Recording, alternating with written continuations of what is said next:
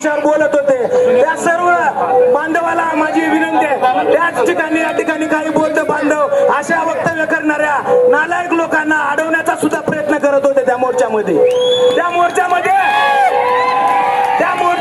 बसवंतप्पा उबाळे, चंद्रकांत चिकटे, भालचंद्र सोनकांबळे, लक्ष्मण कांबळे सारखे आमचे भाऊ त्या ठिकाणी अशा वक्तव्य करणाऱ्या लोकांना अडवत होते। त्या ठिकाणी लातूर जिल्ह्यामध्ये आतापर्यंत उपवर्गीकरणाच्या विषयी कुठलाच अवस्था शब्द त्या ठिकाणी न मांडणी करणारे संतोष वाघमारे, भैया वाघमारे, मंगेश सोनकांबळे हे आमचे बंधू आहेत। संजय सोनकांबळे, वाघ गायकवाड हे आमचे बंधू आहेत। सुरेश वाघमारे, राहुल बनसोडे हे आमचे बंधू आहेत। हरिभाऊ कांबळे, भगवान जाधव हे आमचे बंधू आहेत। तुम्ही सुरोही सोमवंशे, विनय जागते आतापर्यंत आरक्षणावर एकही चुकीचं वक्तव्य न करणारे आमचे बांधव आहेत हे मला या ठिकाणी आवर्जून सांगायचे। अरे तुम्ही आम्हाला काय बाबासाहेब शिकवता? बाबासाहेब आमच्या रक्तामध्ये आहेत। आज आम्ही ज्या सुटाफुटामध्ये राहतोय, बाबासाहेबांचे उपकार आहेत। तुम्ही आम्हाला उपकार शिकवायची गरज नाही। आमच्या महापुरुषाला महापुरुष नाही म्हणता तुम्ही। या ठिकाणी साहित्यरत्न लोकशाहीर अण्णाभाऊ साठेला महापुरुष नाही म्हणता।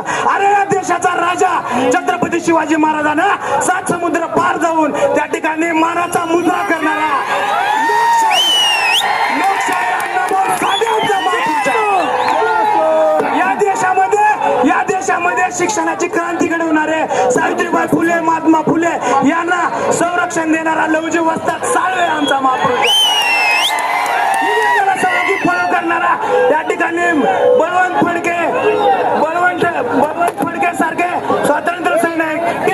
स्वातंत्र्य सैनिक बनवणारा लवजी वस्ताद साळवे आमचा महापुरुष आहे। तुम्ही आम्हाला महापुरुषाच्या बाबतीत सांगायची काय गरज आहे? या मूर्खांना मी फक्त अशा वक्तव्य करणाऱ्या नालायक लोकांच्या विरोधातच बोलत आहे, वैचारिक बौद्ध समाजाच्या विरोधात बोलत नाही। हे आमचे बांधव आहे तुम्हाला सांगतो।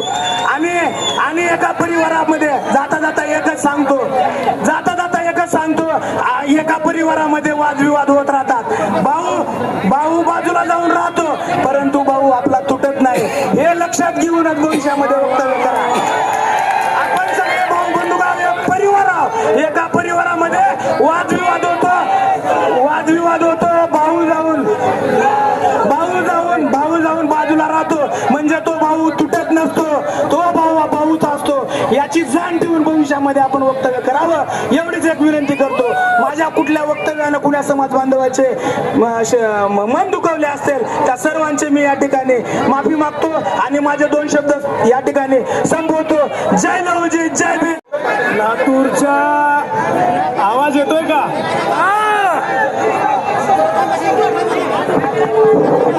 लातूरच्या मोर्चाला उपस्थित असलेल्या नांदेड, लातूर, परभणी, उस्मानाबाद, बीड, अकलूज, पुणे, मुंबई, महाराष्ट्राच्या कानाकोपऱ्यातून आलेल्या माझ्या बहादूर स्वाभिमानी बंधू भगिनींनो, सर्वांना सप्रेम जय भीम, जय लहुजी।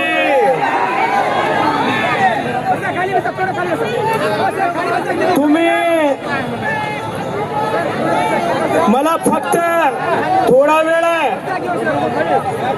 बोलणाऱ्यांची संख्या जास्त आहे, कुठून बी घुसान लातूरला दिसा म्हणल्यामुळे या मोर्चेकऱ्यांनी लातूरवाल्यांना रस्त्यावर आणलंय, रस्त्यावर। बरोबर। आणि म्हणून बोलणाऱ्यांची संख्या जास्त आहे। सगळ्यांना संधी दिली पाहिजे, कोणी बी नाराज होऊन जाता कामा नये, याची काळजी संयोजक घेत आहेत। ही चांगली गोष्ट आहे। मी खरं बोलू का बरं बोलू? काय बोलू? खरं बोलू ना? माझा तुम्हाला प्रश्न आहे, तुम्ही समाज बांधवांनो, या मोर्चामध्ये सहभागी झालेल्या माझ्या समाजातल्या विचारवंतांनो, कार्यकर्त्यांनो, महिलांनो, तरुणांनो, शिकलेल्या भावांनो आणि मोठ्या प्रमाणात या मोर्चामध्ये जेनझी आहे। जेनझी दिल्लीला जे आंदोलन झालं ना, त्या तरुण लोकलेकरांनी केलंय आणि या आंदोलनाचं वैशिष्ट्य याच्यामध्ये पण जेनझी आहेत। आणि म्हणून मी खरं बोलणार आहे, विकास कांबळेंनी मांडलेली भूमिका दिलेला बंधुत्वाचा संदेश आम्ही 5 पावलं पुढे घेऊन जाणार आहोत. हे याच्यातलं खरं आहे.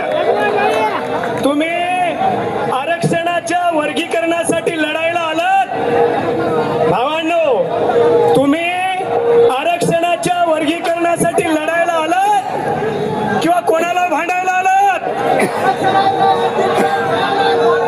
आम्ही आरक्षणाच्या वर्गीकरणासाठी आलोय. आम्ही क्रियेला प्रतिक्रिया द्यायला आलेलो नाही.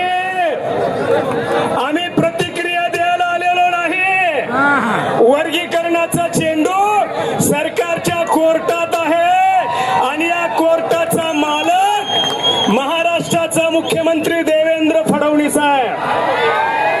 बरोबर आहे ना?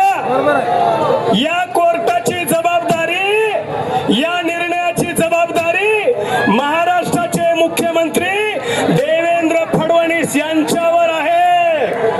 आणि लातूरच्या मोर्चाचा संदेश, लातूरच्या मोर्चाचा इशारा सरकारला आहे. माननीय देवेंद्रजी, 1 ऑगस्टला अण्णाभाऊच्या जयंती निमित्तानं अनुसूचित जाती आरक्षणाचं वर्गीकरण करा. माननीय देवेंद्रजी, तुमच्या एक सरकार नियुक्त आमदार इथं आमच्याकडे आहेत प्रतिनिधी म्हणून. तुमच्या पक्षाचे आणि आमच्या जातीचे दुसरे लोकनियुक्त आमदार या सभा मंडपामध्ये, या हजारोच्या मोर्चामध्ये आहेत. महाराष्ट्रामधल्या समाजाच्या शेवटच्या माणसाला संदेश जातोय. समाजाच्या शेवटच्या माणसाचं म्हणणं आहे, अभ्यास झालाय, सरकारकडे अहवाल आहे, तर एवढा सक्षम मुख्यमंत्री महाराष्ट्रात देवेंद्र फडणवीस शिवाय दुसरा कोणी नाही. आणि असं असताना देवेंद्र फडणवीसांना या वर्गीकरणाचा निर्णय घेण्यासाठी फक्त 1 तास लागतो. 1 तास. मग अडचण कोणाची आहे? अडचण कोणाचीच नाही. तुम्ही विलंब लावू नका. दुसरं एक वैशिष्ट्य सांगतो, आम्ही मानवतावादी आहोत, आम्ही समतावादी आहोत, आम्ही मातीवर प्रेम करतो, आम्ही देशावर प्रेम करतो, आम्ही महामानवांच्या विचारावर प्रेम करतो.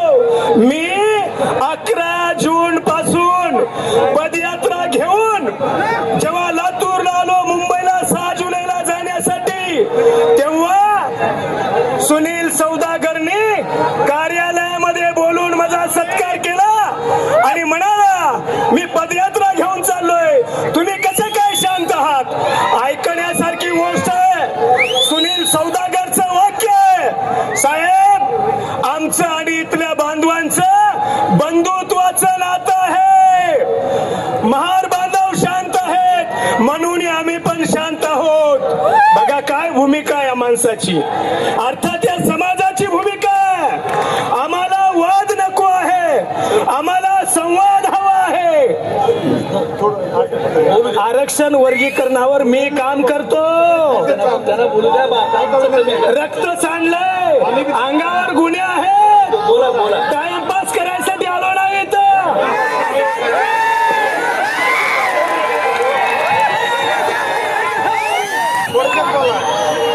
आमचं म्हणणं आहे, आम्ही मानवतावादी आहोत. व्यवस्था म्हणते तुम्ही गुलाम आहात. व्यवस्था म्हणते तुम्ही गुलाम आहात. पण बाबासाहेबांनी सांगितलंय, अण्णाभाऊनी सांगितलंय, अरे तू गुलाम नाहीस, या जगाचा निर्माता आहेस.